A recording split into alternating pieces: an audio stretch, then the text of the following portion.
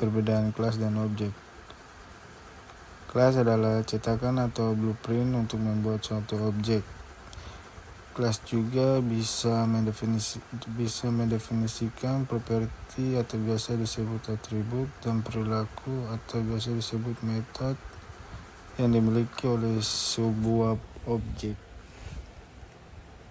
Fungsi kelas tidak menyimpan data konkret melainkan mendefinisikan struktur dan fungsi dari objek yang dibuat dari kelas tersebut. Contoh kelas dalam kehidupan nyata. Kelas bisa diibaratkan sebagai rancangan atau blueprint dari sebuah mobil yang berisi deskripsi umum seperti tipe, jumlah roda, kapasitas mesin, dan lain-lain, tapi belum merupakan mobil yang nyata. Objek adalah instansi atau representasi konkret dari kelas. Setelah kelas dibuat, objek bisa dibuat berdasarkan kelas tersebut dan objek memiliki data real. Fungsi objek adalah realisasi dari kelas yang menyimpan data nyata dan bisa digunakan untuk mengakses metode dan atribut dari kelas tersebut.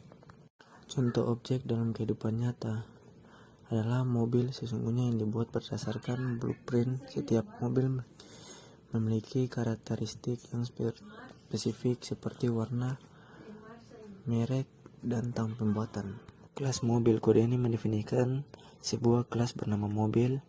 Di dalam kelas mobil terdapat beberapa atribut yang digunakan untuk menyimpan informasi tentang mobil. Merek, tipe data string menyimpan merek mobil, misalnya Toyota. Model, tipe data string menyimpan model mobil, misalnya Fortuner.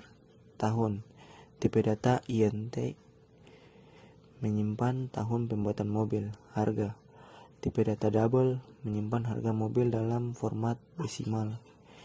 IS baru, tipe data boolean menyimpan status apakah mobil tersebut baru atau true atau bekas atau false.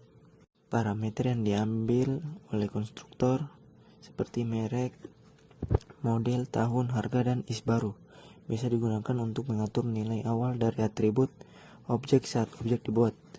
Arti dari this biasa digunakan untuk merujuk pada objek yang sedang dibuat. Ini membantu membedakan antara parameter dan atribut dengan nama yang sama. Sistem out-println digunakan untuk mencetak informasi ke konsol. Operator ternary atau is baru ya atau tidak biasa digunakan untuk memeriksa apakah mobil baru atau bekas dan mencetak ya jika is baru adalah true dan tidak jika false. Di sini ada kelas main. Pada kelas utama yang diperlukan untuk menjalankan program. Java memerlukan metode main sebagai titik awal eksekusi program. Kemudian kita lanjut membuat objek mobil yang dimana objek baru yang dinamai mobil 1 dan dibuat dari kelas mobil. Nilai-nilai atribut diinisialisasi dengan menggunakan konstruktor yang telah didefinisikan sebelumnya. Dan di sini juga ada argumen yang diberikan untuk parameter konstruktor seperti Toyota, Fortuner 2021 dan 450 juta dan true. Kemudian kita memanggil metode dengan